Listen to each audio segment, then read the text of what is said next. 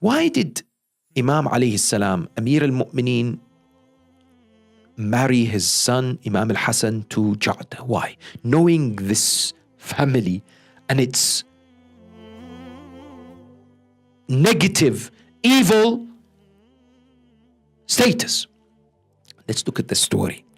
Narrated to us by Al-Baladhari, one of the historians, narrates what happened. Imam Amir al-Mu'mineen had a companion by the name of Sa'id ibn Qais. Sa'id was the brother of Ash'ath. This one, Sa'id, was a good person. Sa'id was a muwali, a lover of Ali, a servant of the Ahl al-Bayt. Now, Imam Amir al-Mu'mineen wanted to marry the daughter of Sa'id, Imran, to Imam al-Hasan. So he said to Sa'id, what do you think about marrying your daughter to my son, Imam al-Hasan? Al-Hasan, Sa'id said, very well, let me go and ask her. This is when this shaitan entered, this Al-Ash'ath. So Sa'id is now walking and his brother approaches him. He says, where are you going? He said, I'm going to ask my daughter whether she'll marry Hasan, the son of Ali ibn Abi Talib. Al-Ash'ath says, are you serious? He says, why? He says, how can you marry her to a grandson of the Prophet? He's going to always say that he's superior, she's inferior. How can you marry her to Hasan al-Mujtaba? This marriage won't work. He says, what do you mean?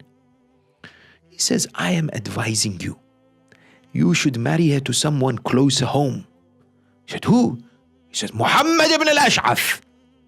You should now know who Muhammad was. Yes, Muhammad is the one who fought Imam al-Hussein on the day of Ashura. He was the one who was bitten by the scorpion.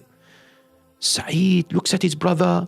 It seems the narration does not tell us, but Sa'id was petrified. He was scared. His brother was telling him that, look, you marry your daughter to my son, not to Ali ibn Abi Talib's son. He says, very well. Al-Ash'ath goes to Imam Ali alayhi salam. He enters, he says to him, Ya Amir al-Mu'mineen, what is happening? This was when year 36 after Hijrah, most likely, or 37. But historians pointed to be at the beginning of the time when Imam alayhi salam took the rulership, took the khilafah. So the narrations tell us that he said to Amir al-Mu'mineen, he said, Ya Ali, what are you doing? So he said, look, I'm marrying my son to the daughter of Sa'id. Yes. Al-Ash'ath said to him, no, this is not going to happen. It's finished. Imam alayhi salam at that moment looks at him and says, what do you mean it's finished? He says, that's not going to happen. However, I would like to marry my daughter to your son. It is interesting because the narration says then that Imam alayhi salam agreed. Imam Ali alayhi salam agreed. He said, okay.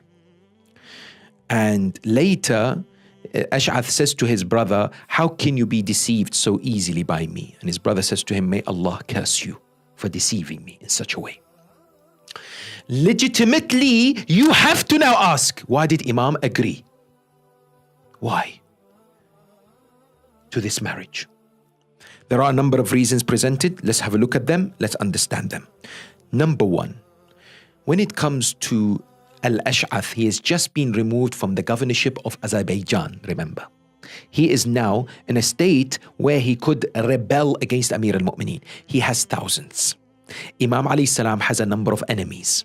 He has Muawiyah. He has the wife of the Prophet Aisha, and he has Talha and Zubair.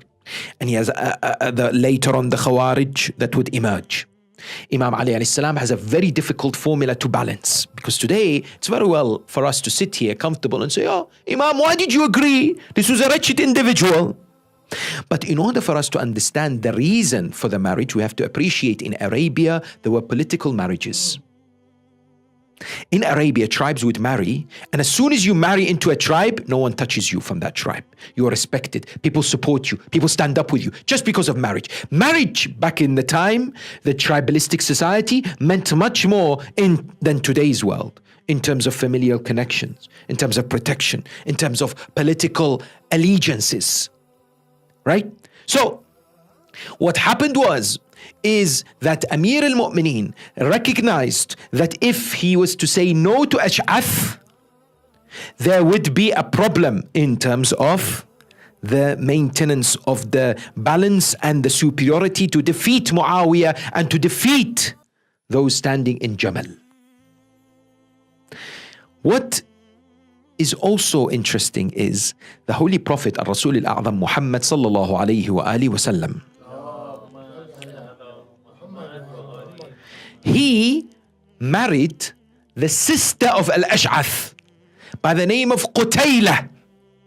And this Qutaylah, the moment the Prophet of Islam left this world, she apostatized and married a man by the name of Akrama ibn Abi Jahl,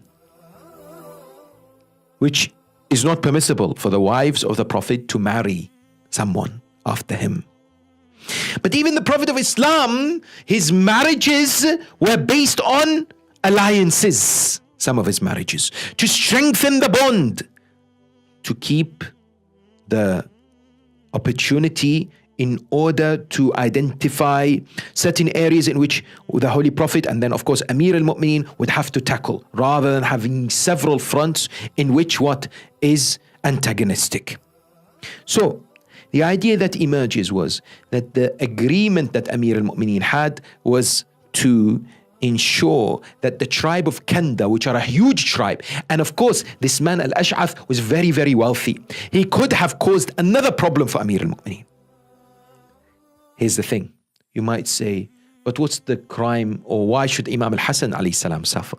Why did he have to marry this lady, this particular individual, Ja'da? Why did Prophet Nuh and Prophet Lut marry those ladies? Why did the Prophet of Islam marry certain ladies? It's the same question, no doubt. And the answer to this is Allah subhanahu wa ta'ala wants to tell you and I, look at these servants of mine. They will have wives that will be wretched. They will have wives that will be their enemies. Yet what? They have to go through this process to teach mankind submission, to teach mankind patience, and to teach mankind what? The fact that they'll have to even deal with their enemies in such proximity to their homes.